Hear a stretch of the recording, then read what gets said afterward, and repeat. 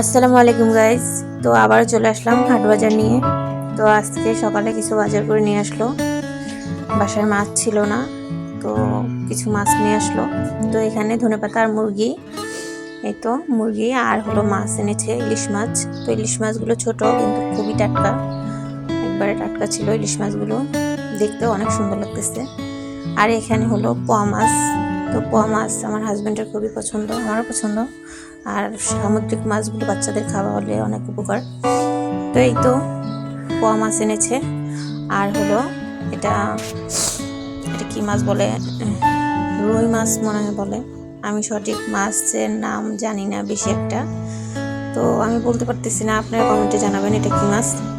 তো এখানে কয়েক পদের মাছ আছে। তো এই তো, আর এটা হলো রুই মাছ। রুই মাছ একটাই আনছে। আর এখানে লাল শাক, কলমি শাক। লাল শাক আমার হাজবেন্ড খুবই পছন্দ করে, আর কলমি শাক আমার পছন্দের, তার জন্য নিয়ে আসছে।